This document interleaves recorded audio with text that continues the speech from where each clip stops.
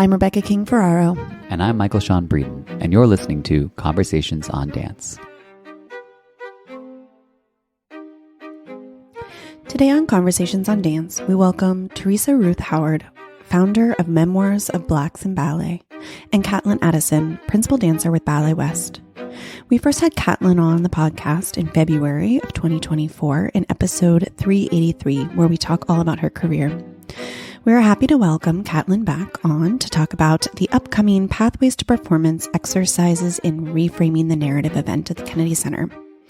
Theresa was the guest curator of Reframing the Narrative at the Kennedy Center in its inaugural season in 2022, and Theresa is returning again this year with her hand-picked group of dancers coming together from all across the country to feature a newly commissioned ballet and excerpts of recently premiered works by Black choreographers. Katlyn was selected by Theresa in 2022 to be a part of this project and is returning again this year. The pair tell us about Pathways to Performance exercises in Reframing the Narrative, how the project came about, what was so special about the experience in 2022, and how they will be expanding upon the work now in 2024. Don't miss Pathways to Performance exercises in Reframing the Narrative July 2nd and 3rd at the Kennedy Center. Tickets are available at kennedy-center.org or click the link in the description of this episode.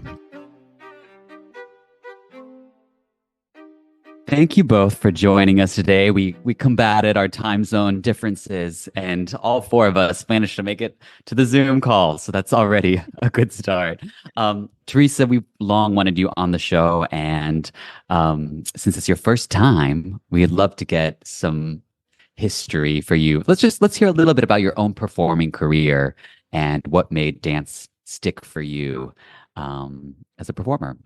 As a performer, I'm a Philadelphia girl. So I grew up and I started dancing under Joan Myers Brown at the Philadelphia Dance School, right? Like Philadanco. Mm-hmm. And one of my first ballet teachers, my first serious ballet teachers was Marion Sujet, who is she was a very fair-skinned Black woman who passed for white in order to allow students to study, for her to study and then have students study under her. And she told my father I could be a ballet dancer, take her to Pennsylvania Ballet. Mm-hmm. So I auditioned in Pennsylvania Ballet, trained there, fell in love with Dance Theater of Harlem when they came to our city when I was like 8 years old. Mm-hmm. And that sort of began the trajectory. And when I saw Dance Theater of Harlem, like I was aware of my differentness, right? Mm-hmm. I was aware of my Black, and I went to, Baldwin Academy for Girls. I was the only Black girl in my school from like kindergarten to like 9th grade. And ballet was, so I was very aware of it. It wasn't a thing for me. But when I saw Dance Theater of Harlem, I was like, that is what I want. Like, that is my world. Mm-hmm. I never wanted to dance for anybody else. Like, it was just like that idea of home was what I wanted. So subsequently, after, graduating high school, moving to New York, joined Dance Theater of Harlem. And this is really interesting. It was great in the sense of home. But now I have the words to articulate that the culture of ballet was larger than the culture of Blackness. So I never felt, and I've always been this way, outspoken this way. So imagine back in the 1900s, this was really not the way to be. Yeah. And subsequently I left and had a crazy sort of touchstone with dance. So I semi-retired very early, and then stopped dancing completely. And then like 2 years later, I was having dancing dreams. I was like, I want to dance. Started taking class, ended up doing like a Nutcracker or something like that. And then deciding that I wanted to have a different relationship to dance in my life. My body was open. So when I came back easily, and I was like, oh my God, this is my gift. I don't want to, look, cast my pearls before swine. So I wanted to always be in control of how my body was being used. And so I began to do a number of things, being like dancing, working with people like Donald Byrd or Carol Armitage, you know, Mhm. like on this, like on my terms where I could always walk away Yeah. while I started teaching and writing. So I Mhm. was always this sort of multi-hyphenate before in ballet it became normative. Now people do everything all at once, right? Mhm. Right. Um, so I don't have a straight line Mhm. inside my career. So I don't understand the world of ballet in that sort of linear Mhm. capacity Right. personally. Mhm. I see possibility always. That makes Mhm. sense? Yeah, you know what I find really interesting, and I would love if you could speak on a little bit more is obviously dance is wordless, primarily wordless. Maybe in some ballets here and there, the choreographer will have you speak for shock value. But you chose words, like you were interested in writing right away, and I don't know, was that like an effect of being silent as a dancer, or was that a gift that you always had? Maybe you could just kind of compare those things for me, because to me they feel very at odds. Of course, plenty of dancers write, but I don't relate to that gift. So It's really interesting. My mother always says that I was the same person that I've always been since I was 3, Mhm. right? So I've always been this way. And there was I understood a clear divide between my intellect and my dancing in ballet. Mhm. Like I thought very deeply and I was very observant and I was always very opinionated, but I also recognized that that ballet was not the space for that. Mm-hmm. Mhm. Um, I started writing very young. Like I moved to this is crazy, but again, moved to Vegas for a moment. Okay. And I forgot I danced What for were we thinking of doing there? okay, so I'm crazy. When I was 12, I forgot to say this. When I was 12, I danced for there was a local ballet company, the Philadelphia Civic Ballet. Uh-huh. Mhm. So I danced with I was always tall, so they thought I was older. Mhm. So they booked me. And so that was like my first sort of like company gig. And it Mhm. was odd because the idea of being owned, right? People like owning you and being like, this is our thing we found, Mhm. repudiated that. I've always been this person, right? Interesting. Yeah. But yeah, moved to Vegas for a minute.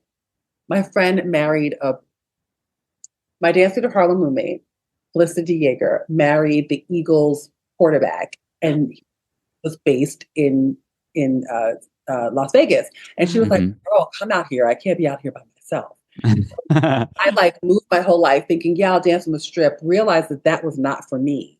Just Mhm. decided I'm going to go back to New York and I'm going to be a writer. Mhm. But my life aligned such that I met a woman named Marie Dutton Brown, who was one of the first Black editors at Doubleday. And she Mhm. became my literary agent and mentor. And sort of like, Wow. I didn't start writing in dance. I started writing in politics for Right. something called the Source magazine. So that was my writing didn't intersect with dance until later. So I Mm. was writing political pieces for the Source magazine back in the day, right? Mhm. Um, so when the work that I do now, when I say that I am singularly sort of prepared for it, it's because I've had this sort of weird, it feels disconnect. It felt disconnected while I was living it, Right. Mhm. sort of existence that kind of all sort of coalesce. When I talk to my students, I go, never judge your life and your Mhm. experiences because your every experience you're posting up a dot. And one day Mhm. the universe is going to give you a pen and you're going to connect the dots. You're like, oh, it's a unicorn. It makes sense now. Yeah. I love Yeah. that. Yeah. So yeah, so I don't have there's a part of me that's very traditional in the ballet sense, but my perspective and the way that I was forcing the field to approach me was Mhm. very different Mm-hmm. Right. from the time. Mhm. So much good stuff to dig into. I can't wait to get into all of it. Katlyn, let's connect back with you for a second, because last time we chatted with you was February. And we hope that everyone will go back and listen to that if they haven't yet, because we went through all your whole career and chatted. But you were preparing at that time for Swan Lake, and it was going to be your debut. Tell us how it went and what it felt like to do that part. Well, Swan Lake, Theresa, it's so good to hear also your story, because I like some of it I did not know. So it's really great to I didn't know you were in Vegas for a little bit. So that was cool to hear that you tried dancing on, doing some dancing there before you decided to go into writing. So that's cool to hear about. Swan Lake it was amazing. And it was so challenging. But I got lost in the shows that we had, of David, and meaning getting like lost in the movement and lost in becoming a swan. So it was a really great experience. And when we revisit it, I can grow and develop that character even more. So that was, thank you for asking. It was really great. It was really hard because our first performance was the same day we had our dress rehearsal. Oof. So we had our dress rehearsal in the morning and then our show at night. So that was a beast. That's bonkers. That's mean. It just sort of worked out. Adam, no. I'm gonna blame Adam. No, I'm just kidding. Well, it was because there was 3 swans though, and we only did 2 weeks of shows. So Right. he was trying to figure out probably a way to divide it so that we all can get time on stage. And you know what? Sometimes artistic directors will use that lack of time as an excuse for, or a reason why they can only do maybe 2 swans.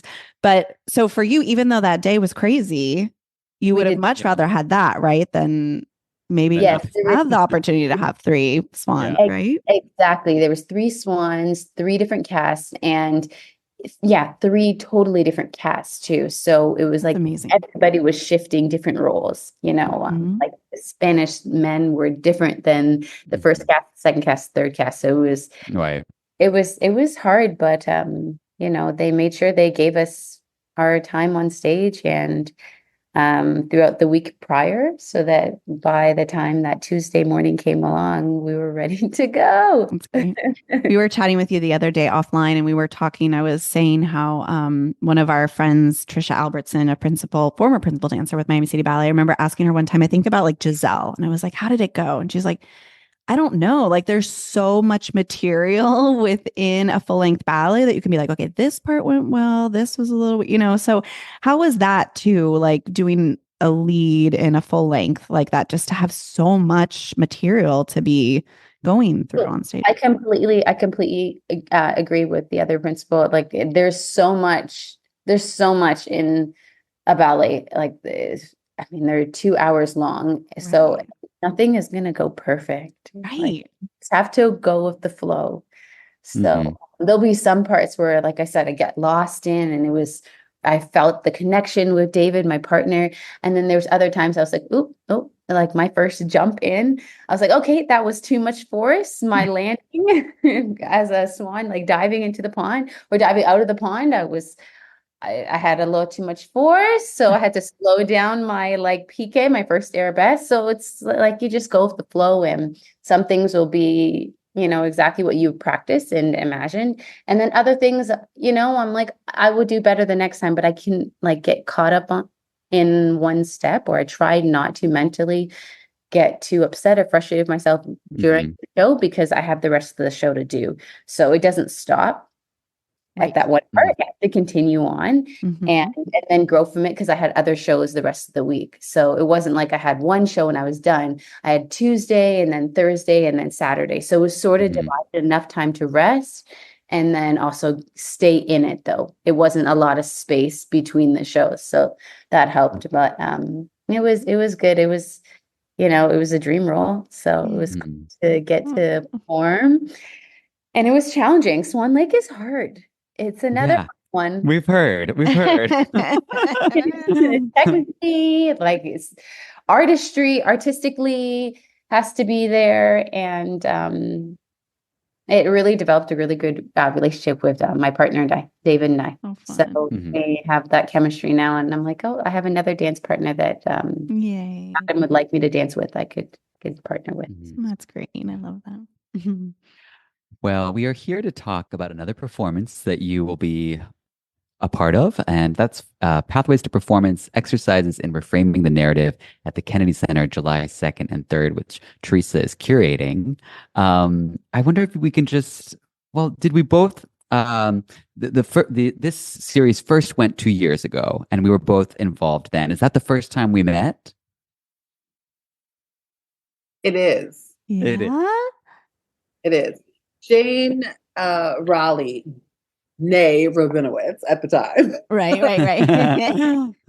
Approached myself and Denise Saunders Thompson about this idea of doing a celebration of Blacks in ballet. And when she brought it to me, I was like, I know exactly what I want to do. I want to do, it's almost like what would happen if I could get a group of Black identifying dancers to come together who dance in historically white ballet companies to have the experience like a Dance Theater of Harlem, right? With a very specific choreographer. I chose Donald Byrd because when I first worked with Donald Byrd, he was the first person that invited my intellect into the room with my body. And I say that he birthed my artistry, right? And I was like, what if I could give them that process? Because he's so challenging. He makes you confront yourself as a human. He's interested in humans in the room. And so that's how the Reframing the Narrative residency came about, right? So it was 11 dancers. I had like a wish list of dancers. And Katlyn was on it for a number of reasons. One, being a Black female principal ballet dancer, obviously. But also, this is going to sound superficial, but I know that it represents something larger than its superficiality. When I saw that headshot with her afro, I was like, we're on to something here. This is a thing. And I was like, we need that in the space. And so I gathered my artists and energies. It was really energetic and artistic alchemy to create the room. And so that was a part of the culture that I wanted to create, but also I wanted to begin to investigate how to shift studio culture. We were having all this conversation about like dancers having more agency and because remember it's not post COVID, but let's say post lockdown. Very COVID. Right. So that flashpoint had already created rapid change. And so I wanted to figure out a way to capitalize on that. And take the work to another level.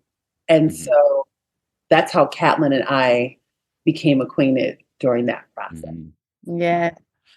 Can we talk about your headshot for a second? Because I think that is such a beautiful statement, and that, you know, to someone who hasn't maybe experienced it, it could seem trivial, but like your hair is such an important part of your body, and having to straighten it to look like other women in the company for hair down ballet. And it's like only in the past couple of years, we were just talking about with Kirsten, she was the first Black woman to have her natural hair in Chacon as the principal dancer. And like, what is that? I mean, how is that changing things for you that you know, do you feel more like yourself, but not having to like adhere to these sort of very white, obvious standards of beauty in your own place of work? Yeah.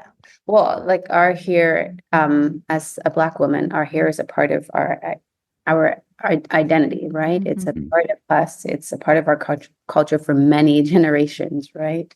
And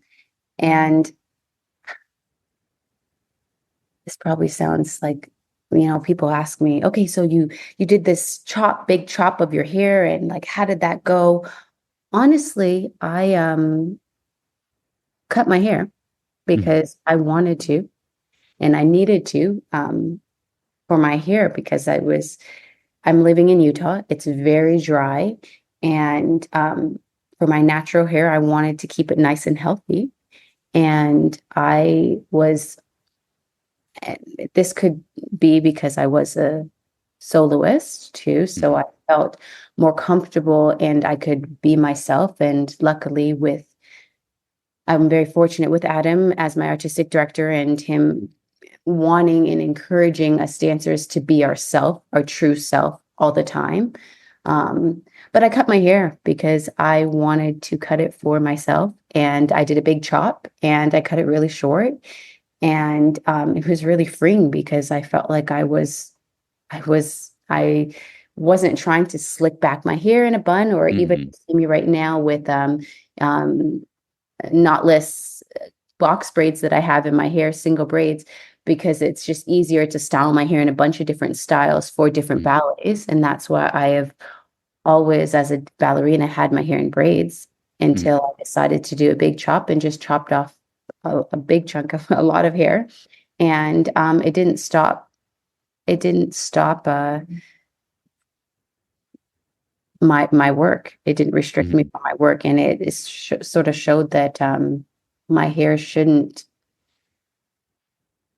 restrict the way you see me as a classical ballerina. Yes, of course, I'm a Black woman, but I have different hair than some of the other dancers, but I can still move and dance and express myself in all the same ways that any classical ballerina.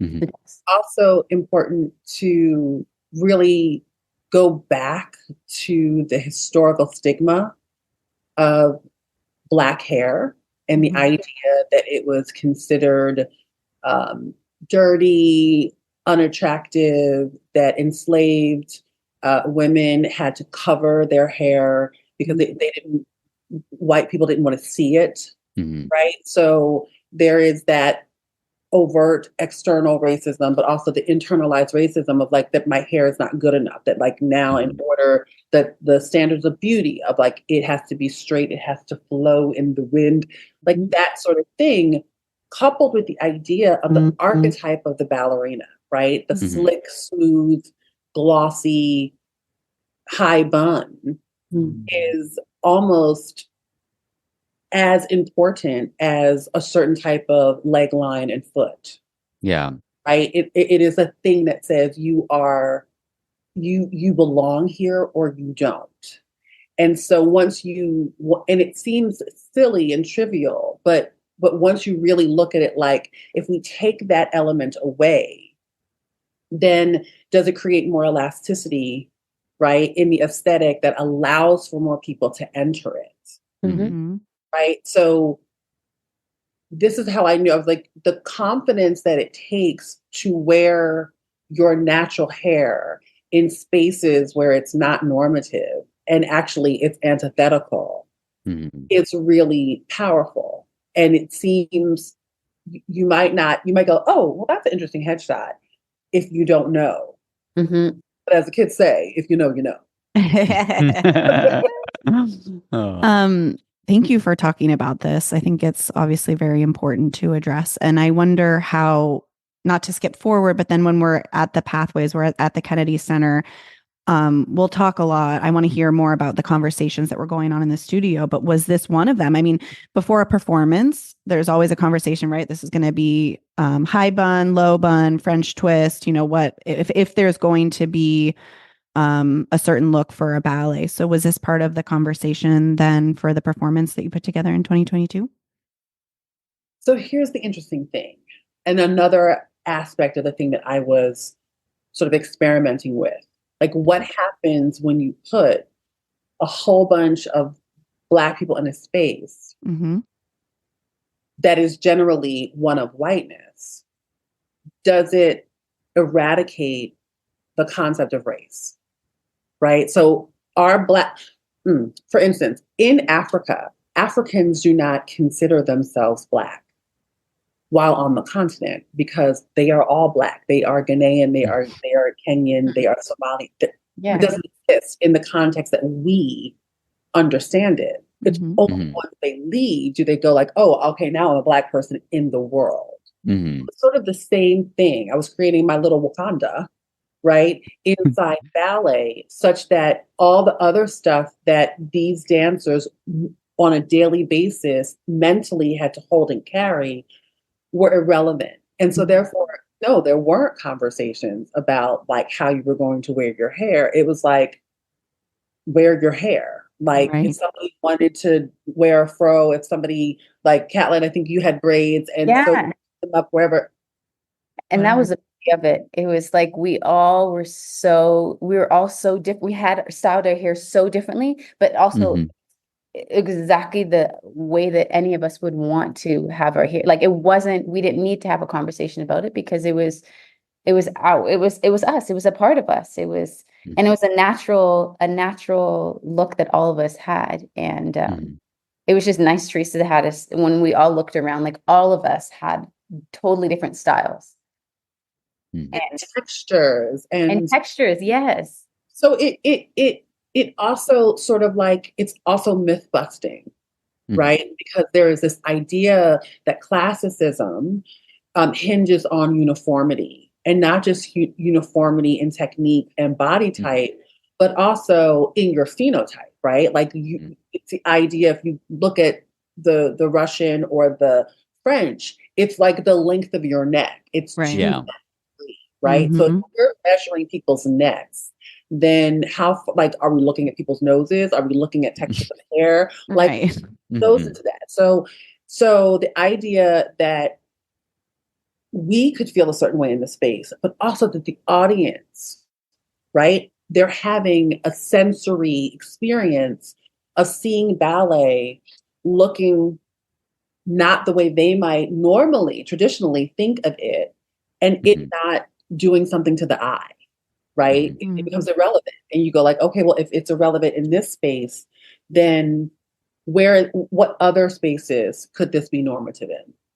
Yeah. What other things did you find that were just like not an issue or not something that needed to be discussed anymore? Like we're talking about hair is one of them. Was there something else that just would normally be top of mind that just faded away in this beautiful space you created? Or maybe not even top of mind, just like microaggressions that, being a Black woman in a majority white company, you might have kind of even like let go of. And then you're finally in a room of everyone, all Black dancers that have had the same experience, and what maybe felt like relief that you maybe wouldn't have even thought of. I definitely think comparison. I think sometimes a lot of the dancers were talking about, all of us in our conversation, we're talking about, and I should say, like how Theresa set up the space or the environment for us is we'd have class in the morning with amazing teachers, classical ballerinas who had amazing careers. So we had that as our morning class. And then after that, we rehearsed for about 5 or 6 hours, or maybe sometimes even 4.5 hours if it was a good rehearsal, if we got a lot of work done. We would always finish our day, though, with a conversation. And that was like my favorite part, is that we would all, like I want to say debrief, but not as serious as a debrief. It was just us connecting and having a conversation. And through that one of the conversations, I remember us talking about the comparison. Sometimes in a predominantly, most classical ballet companies are predominantly white, and there's only a few of us or one or two Black dancers. A lot of times they were saying that they felt like we would do the exact same roles, because they would have, the two Black dancers learning and doing the same part, and they would be compared to one another, where that shouldn't be the case. It should be whoever moves and looks or has similar movement quality. I shouldn't say look, similar movement quality would do the same role. Or strength, like a jumpers and jump. Exactly. And a lot of times it was nice to be in a space where it wasn't, the two Black girls are going to do this one role. It was more or less the person who moves this way would do this, and the person who moves this way would do that. So it was nice to just be in a space that it wasn't your skin, why you were doing the same role as somebody else. And that comparison component wasn't in the room. And that was amazing to talk about that, but then also see that won't be an issue at all, because we do all look the same. It will be simply for your abilities, and that's it. Mhm. And that because when you're Black in a space, you never know whether it's your talent or your color, right? Like you go like, well, I can't assume, but I know that this, like, why are we always dancing the same roles, right? Like, why are the only two girls in this company who are actually in competition with each other when there's 20 other girls in here, and yet we're fighting over it, right? So again, moving that aside, I think for me, one of the things there were two things. The first was on the first day, everybody was like very pulled up and very like presentational. And I gave my little spiel about like, you're all wanted, you're all loved, you're all enough, like let down the armor, make your mistakes, take your risks here, because there's nothing, it's a risk-free environment, right? Like at the companies, everything is an audition always. Yeah. Right? Whether it's official or not. You're taking class, the way you take class is being observed. In your rehearsal, the way you're rehearsing is the way you're walking down the hall. Let that go. Take your risks here. If you want to, break out, you can't fall out of a pirouette at home, go for it here. And they kind of like looked around like, is this real? But by the end of the day, what I thought was so beautiful is that the room got louder and louder. Yes. And people got more It did. and more comfortable. Mhm. I recognized the peeling off of the mask to go like, I don't have to temper down my, in quotation marks, Blackness to feel like I'm fitting in, right? Like whatever those are. If I'm too laugh, if I'm too loud, if I'm too joyous, if I am in a space, I have to watch my face. They let go of that. And so we got to meet them as humans, not just as dancers after a while. So that's one thing. And the other thing was the idea of trust, of the idea of trusting the artist to be the professionals that they are, right? So there was a moment when Donald was like, make these blobs, right? And we left the room for about 20 minutes and came back, and they all had made their blob. They were all beautiful. And just as they are, he kind of linked them in. So that beginning part of So beautiful. Sons So is their work.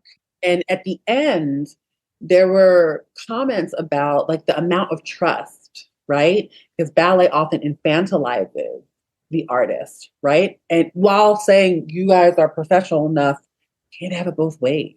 Yeah.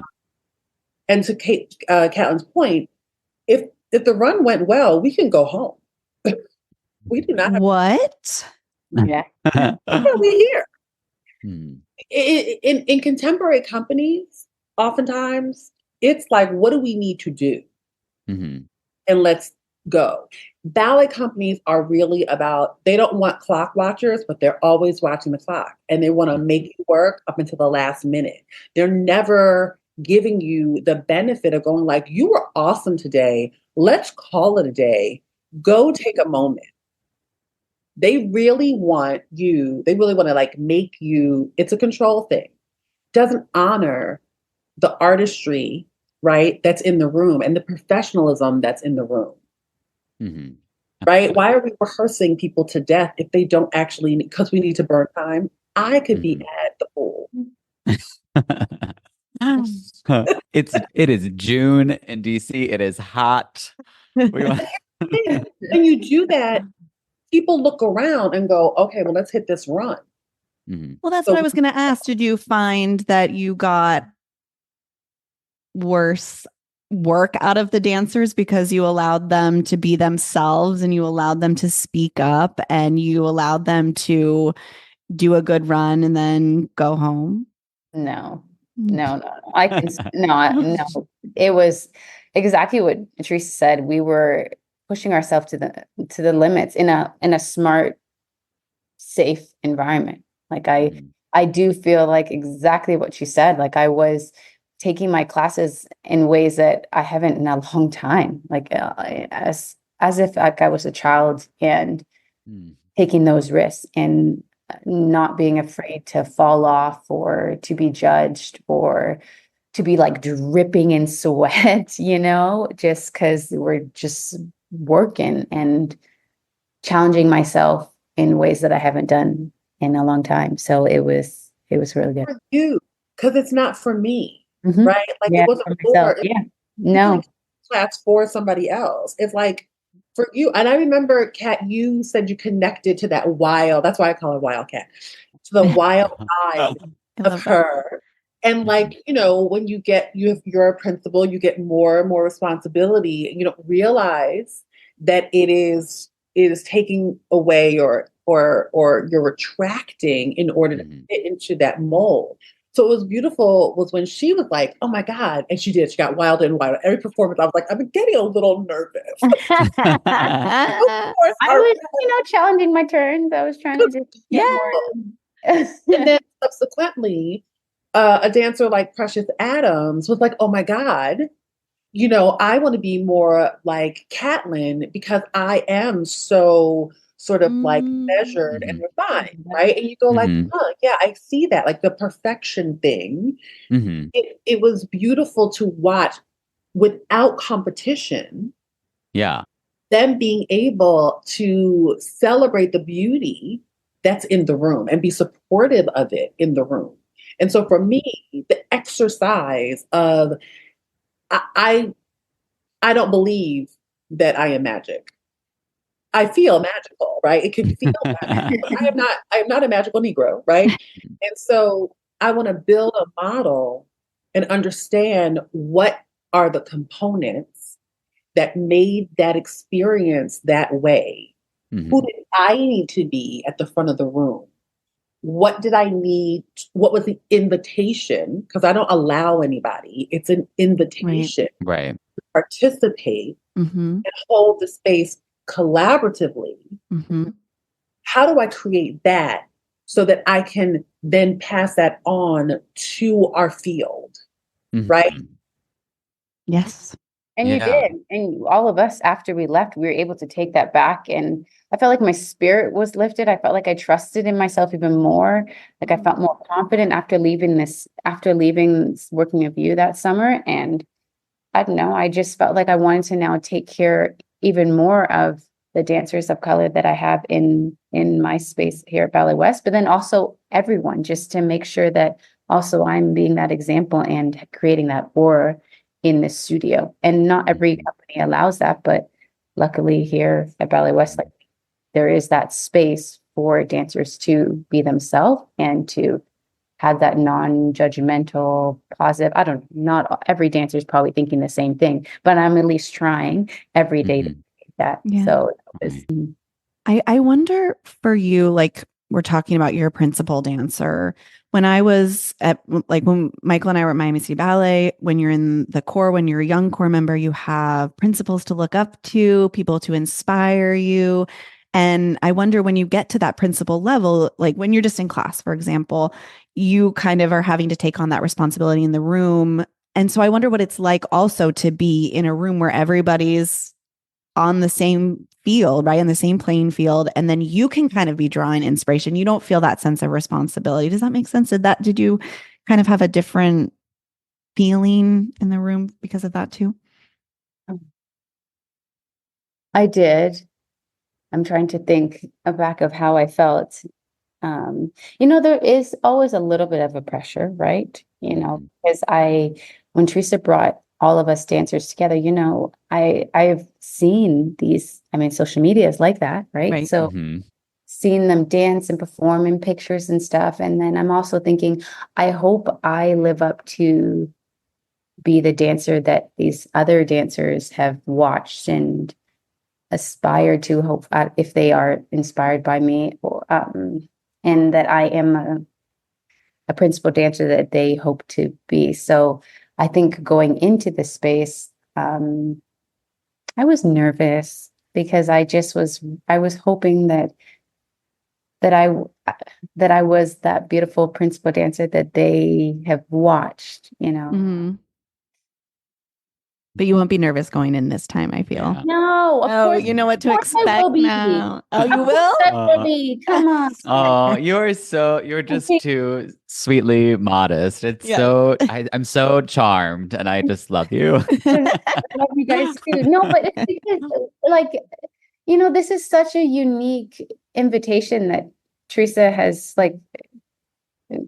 invited me to be a part of. Like, we're so lucky, and the dancers that are going to be there this year who I'll be dancing with, like, this is such a rare opportunity for us to get to dance at the Kennedy Center, and then also to learn and work with one another. Yes, I am a principal dancer, but I'm still a student. Like, I still have things to learn, and everyone does. Like, that even Theresa taking away from this year is probably going to be different than 2 years ago, and that she'll probably learn something too. I can't speak for you, Theresa, but I'm just, you know what I mean? Like, there's going to be something I'm going to get from this, and that I'm going to share, and that I can take back and bring to Utah as well. So I got to think even more of what you're asking me, Rebecca, and then but I hope for the most part I touched on that.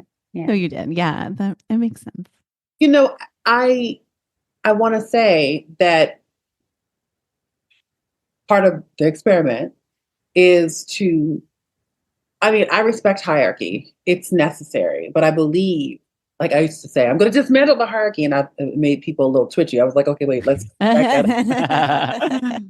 let's keep the hierarchy, but let's redistribute the way the power works inside the hierarchy, right? Because you have to have a sort of like a structure so it's not like chaos. Right. Yeah. But also inside the hierarchy is a value system, right? And so the value system of people's worth and why they are valuable or why they're worth more or less, right? I wanted to sort of can we blur the lines, right? So you may not be the person that has the most facility in the room, but perhaps your wisdom, your ability to dismantle the technique, or if you're a partnering expert, right? There are all these professionals.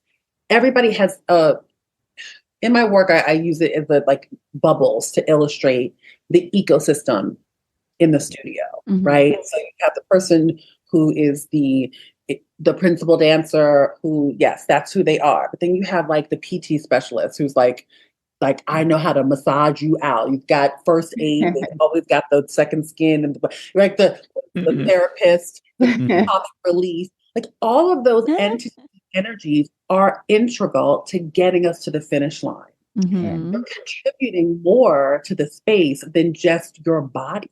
Right. True. The way that, for instance, Corey holds space for people. He's such an empath. He will actually stand like his partner. There are all these. There's the advocate. Josh is the advocate, right? They're all of that is valuable and necessary, right? Yeah. So if we are really thinking about centering people's humanity, then the resources are abundant in the room.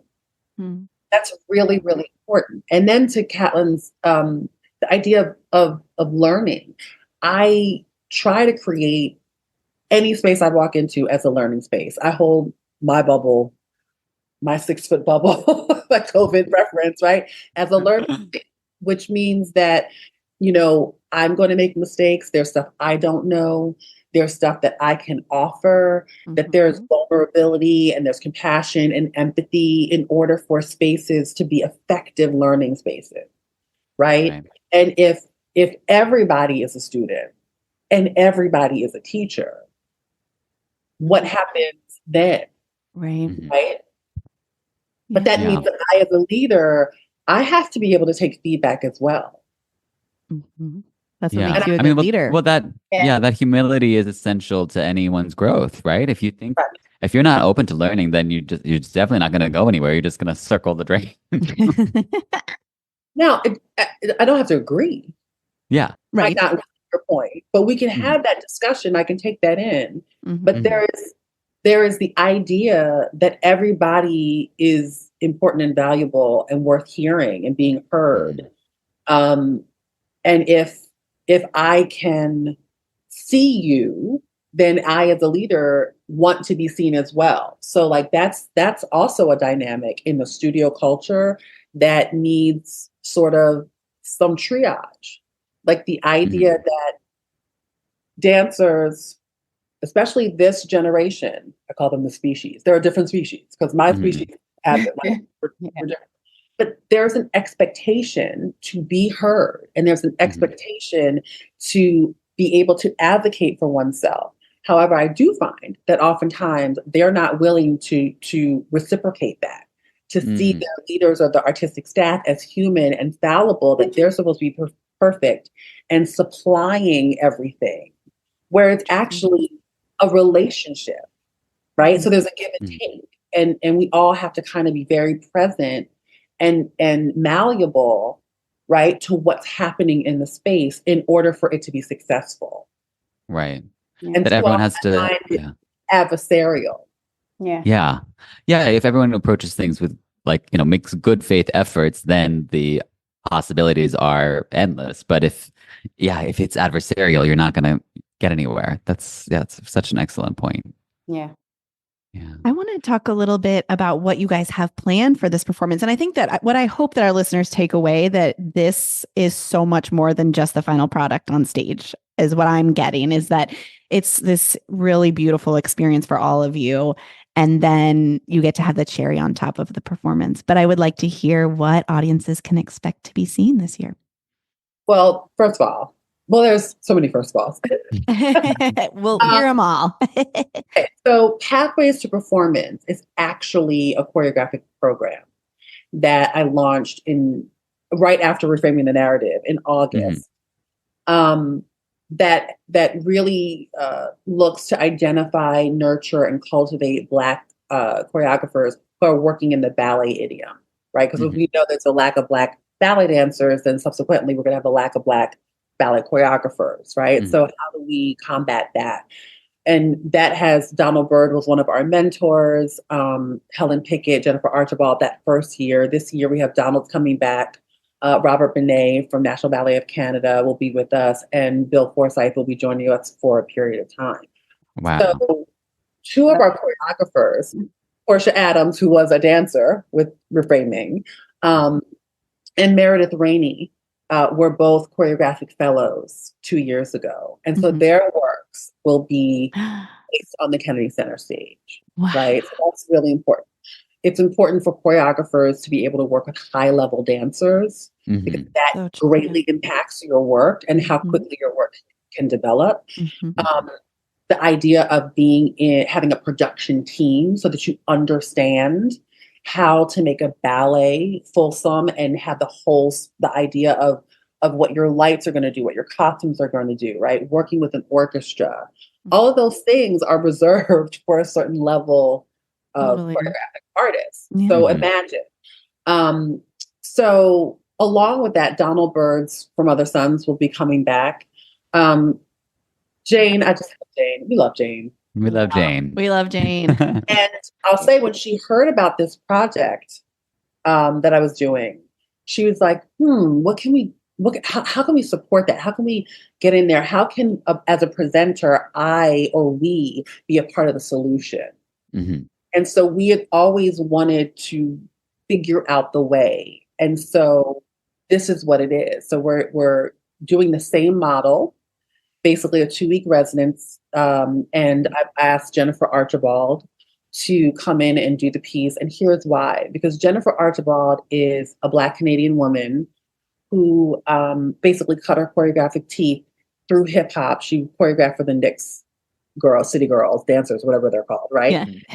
But became the first Black female resident choreographer of a ballet company at Cincinnati Ballet. A lot of people don't know that. And so she has worked at that mid company level range for a long Mm-hmm. time, and it's time that she get bumped up. Right. And hoping that giving her a platform like this will have different eyes on her, and she'll gain different opportunities. Yeah, because what a platform, the Kennedy Center. Yeah. Yeah. Right. And then we have Kiana Ross, who, sorry to cut you, but then we have no. Go ahead. the associate artistic director now of Pacific Northwest Ballet, who is also a choreographer.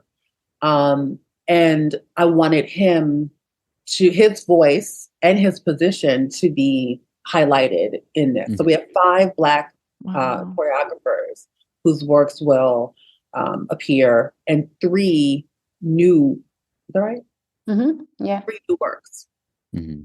I was just going to add to the praise of Jennifer. We saw her work at Ballet X, was performed in Vail either last year or the year prior. The years blend a little bit for me, but I think what struck me about her work was the use of ballet vernacular, which was what you said already. It's like you're looking for Black choreographers who are classically trained and making classical ballets. Like, yes, that was one of the things that was cool about her work, is that it was hip hop inflected, and she's blending genres, but there's no way you're doing her ballet if you didn't do a ballet class that day. You know what I mean? And I think that is, that's the kind of work that I love to see. And I love that is what you're encouraging. Like, just, it's they're real ballets, and, that's what is being produced by these great choreographers. And so if the big 4 or 5, right? New York City Ballet, ABT, the Boston in there, PNB, San Francisco Ballet, are looking for Black choreographers, then we need, I'll be really honest. When I see the trend of the Black choreographers that are being hired a lot of times for ballet companies, I'm noticing that they're either modern or contemporary ballet choreographers. Glad that everybody's getting an opportunity. But if this trend continues, we're going to have a subdivision of Black work in ballet repertory. So we're creating a ballet ghetto, right? Yes, that is. In ballet repertory. They're only going to show up on mixed bills, right? They're positioned in a very particular way. My concern is, and because look, we're talking about equality and equity, then where is the Black ballet choreographer that can create a full length in the Wheeldon, in the Ratmansky form, right? Yeah. So if we're not looking in that direction, then we are not trending in the right direction for me. Yeah. Oh, yeah, that is like that. You are so preaching the choir here, because I just think that I made that exact comment, because it just, I love ballet, and I love ballet companies, and I want to see ballet steps. Like, ballet dancers in these big companies, they train their whole lives to use a point shoe and to use what they worked on in the studio. So while contemporary or modern work can be very beautiful and moving, I think it's great to see some really clear classical ballets. And I think that is such an astute point you made. Just like, we should be able to have a Black woman who does Swan Lake, Jennifer after Marius Petipa, Swan Lake, or Lev Ivanov. A new ballet. We have or whatever. Alice in Wonderland. We have Frankenstein. Yeah. Right. Of course. The thing about it is that it's not for me, it's not an either or. Understand? Of course, yeah. Right. Yeah. Right. But I also understand that when we look at the system at work, even if it's unconscious, right? We talk about unconscious bias about who we're hiring and where they fit. We're still pigeonholing and placing people in really specific places in where they belong in ballet. Right. And so I actually don't think either it's it's a lack of creativity, or it's a real idea about where these people or which people should be allowed, what spaces these people are allowed to take up here. I think that there needs to be we all know that it works by network, who you know, who you like, who your friend is, who you dance with, who's recommending, their trends. It's like all the hemlines are a certain length. Everybody's doing the same thing. This is why you get the same 5 choreographers being cycled through. Yeah. Not just it, correct? Right. So I want to create an on-ramp, right, into this genre for Black ballet choreographers who are adroit at the ballet idiom, whose ballet is their first language. Yes. Because they're out there, right? So if Justin Peck can be rewarded for being able to merge techniques and genres, then how is he different from, say, a Jennifer Archibald? Right. Right. Yeah. And how come we're not seeing the way that her work in that same light? They need to hold space and to say, like, okay, we're talking, these are apples and apples now. Yeah. Another part of this that also is interesting, I think, is that artistic directors can be, well, what if we do a new work and it doesn't go over well and we spent all this money and it didn't work? Here you are, you created the works, you've created the space, the works are here. It's something that they can see and say, oh, this is great. Let's bring this ballet. And then in the future, maybe can hire a new commission. But I think that's something unique within this as well. Can we just be honest for a moment? Of all the new works that are done on ballet company every year, how many of them do you ever see again? So don't ever tell me about we can't risk. In fact, you will hire a choreographer who has done a notoriously bad ballet more than once. Yeah. So let's stop lying, because ballet lies to itself. Yes. Stop lying about, that's the pitch that you give when you don't want to do something. Right. That's the standard excuse that no one ever questions. But when we actually look at it, you go like, that is horrible. Yeah. You'll never see it again. And that's fine. They deserve to have that right to fail. Everybody deserves to have a chance to fail. Right. But that's everybody. Yeah. That you've thrown good money after bad. We have seen millions. Think about, I won't say names, but think about some of the full lengths with huge sets and costumes and everything that were horrible, but they have to be done again because they spent so much money on it. Yeah. Yeah. I'm just being honest. That's true. I'm being honest. We've danced in some of them, We sure have. More than one time, too. Yeah, you're absolutely right. Yeah. I'm just going to take away the excuse of we can't find them. We don't know this person. That's what I like. The excuse, there's no excuse now. And support the choreographers in creating solidly crafted work, right? Like having a board so that you're not creating in a vacuum and somebody can go, hey, think about that. Hey, think about that. So that you in that space of vulnerability of like, oh, I don't know. You have someone that you trust has your best interest at heart to go here. Like, it's really interesting. Meredith was in that program. Jennifer was one of the mentors, right? And when he was commissioned by the Royal Winnipeg Ballet to create a work on their company, they talked back and forth, right? She mentored him through that process and helped calm his mind down and XYZ. Well, that's what we need. And so that's what I'm trying to build in a 360-degree sort of way so that just the way Black ballet dancers sometimes feel alone in companies, Black ballet choreographers won't necessarily have to feel alone either. Right. Totally. Well, it's so beautiful hearing how this, you've made such a clear argument for why this supports artists and like how it changes everyone that's involved. I think maybe for our last question, I might ask, what do you hope audience members take away from this experience of seeing the final product from both of you? What are you both hoping audience members take away? Well, I'm going to say that my fingers are crossed that Katlyn will be one of our next fellows. I was wondering. I hope so too. Choreographer in her own right. And so yes, so hopefully I'll create Nepo babies. I love it. Here's the thing. I don't have an expectation, right? When you sit down in a theater, the one thing that the theater asks, right, is generally the willing suspension of disbelief. Mm-hmm.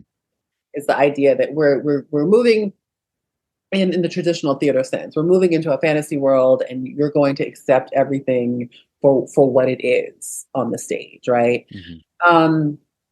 And to a degree, that's it. In a way, there's nothing special about this program, right?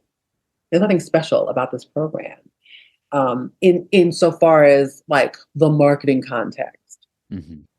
Oh, they're Black dancers. We have non-binary dancers. Like, nobody cares. Like, who cares? Let's judge the work. Let's look at the work for what it is, right? You're allowed to not like it. You're allowed, right? You're allowed. But I would say maybe recognize your lens, recognize what things you're holding, thinking like you bought this ticket to this. Why did you buy this ticket? Mm-hmm. Right? Either let that go or just recognize it. Did it live up to your expectations? No. Should I have even held that expectation? Maybe not. Mm-hmm. Just be present and accept the gift, right? That's on the stage. Mm-hmm. Yeah, judge it fairly. Judge it the way you would judge anything else. Mm-hmm. I have to say, and I want to mention too that the Donald Byrd piece is on YouTube, and I'll share a link because I was watching it and it's just so, so beautiful. And I just hope everyone, I'm so glad that it will be on the stage again. And if people can't make it to the Kennedy Center, I hope they'll watch it because it's gorgeous. And I really love it. And I hope it has life, continues to have life and be shown again because it's just so great.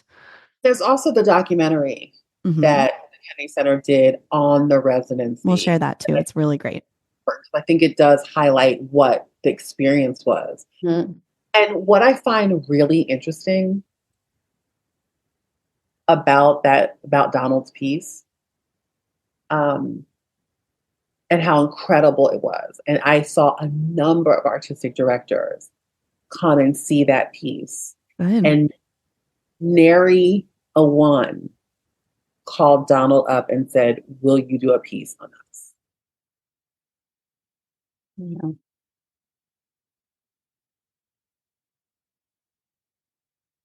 Do not tell me that there is not something in the equation when you see crafting at that level. So we talked about risk earlier, right?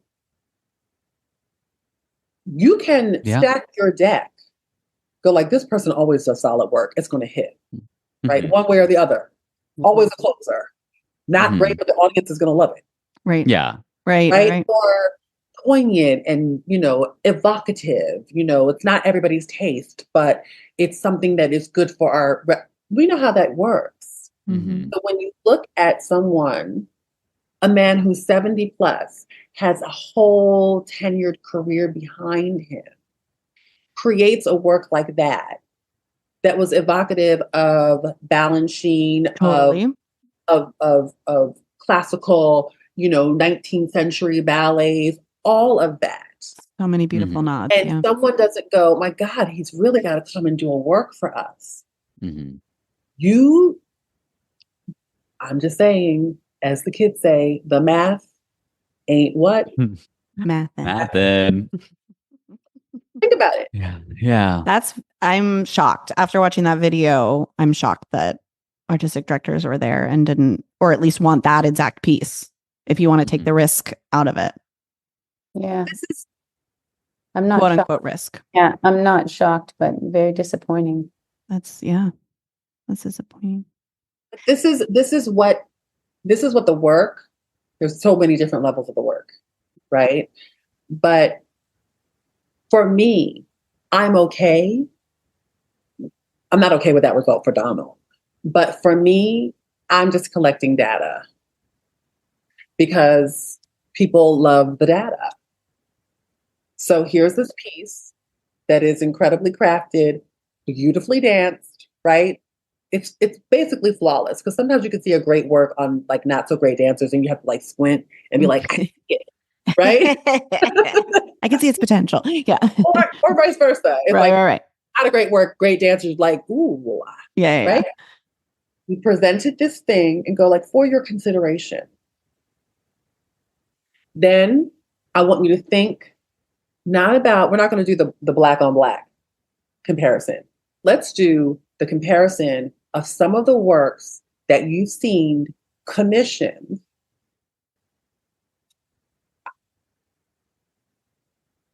It's just data. So you really can't, like, that's right. Like this, as a Black person on the planet, we're always having to prove our case. We can't just show up and be like, take me for what I am. Mm-hmm. I need to pull out a whole arsenal of skills and talent, and I have to do a whole bunch of shows, and I have to speak to you in your language, which is data, right?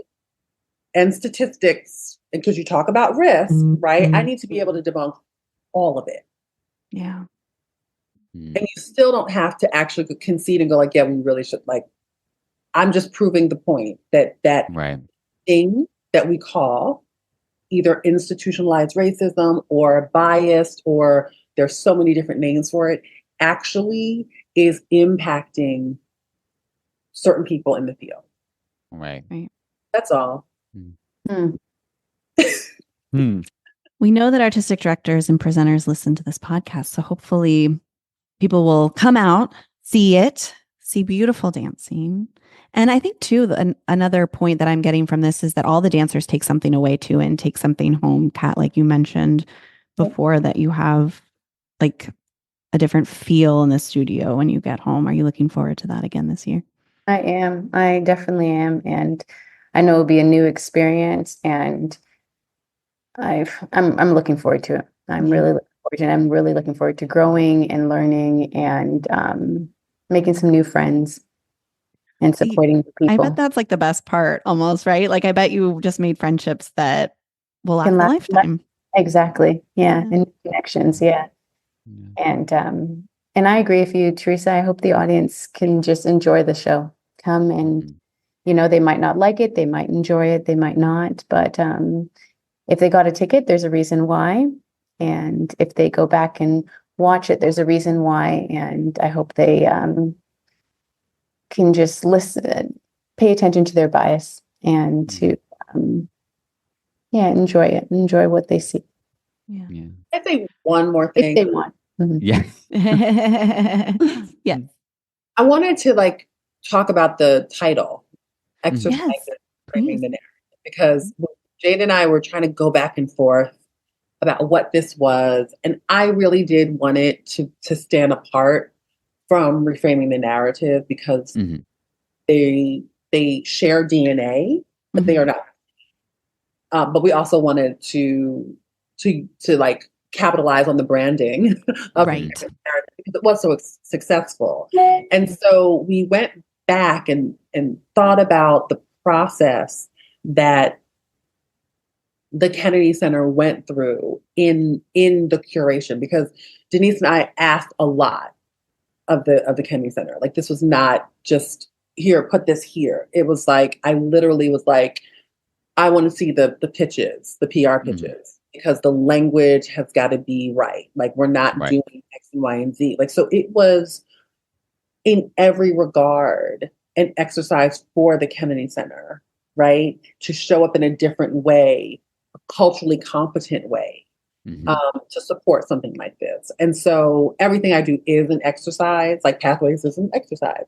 And so we decided to use that model for this program, but we're also going to be putting the audience through an exercise during the show, where we'll make an invitation to them. At the same time, on the 30th, I'm doing a dance writers conference where I'm inviting dance writers to a space to begin to have conversations around our field, because it's waning. And, we write the rough draft of history. And if people are not falling in love with our art form, then I think that we're doing something wrong. And so this is, again, another exercise. I'm really working to involve the whole ecosystem of the dance field to get us all on the same vibration to evolve. So it is one huge exercise, which also means that we could fail. Exercises are just that. We fail, we learn, right? We grow. And that's sort of the premise of what we're trying to do. Yeah. Thank you for sharing this with us. I mean, this was just such a fascinating conversation, and we know our listeners will really enjoy it. And we hope that everyone in the DC area, even outskirts, come on down, get on a train, get on a bus. A 4-hour train from New York. It's not that far. Yeah. It just sounds so wonderful, and we wish we could be there to see it, but we look forward to any videos that come out, and we will be sure to share that as well. Thank you both so much. Thank you. Thank you for your time.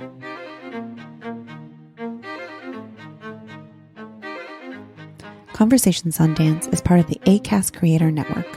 For more information, visit conversationsondancepod.com.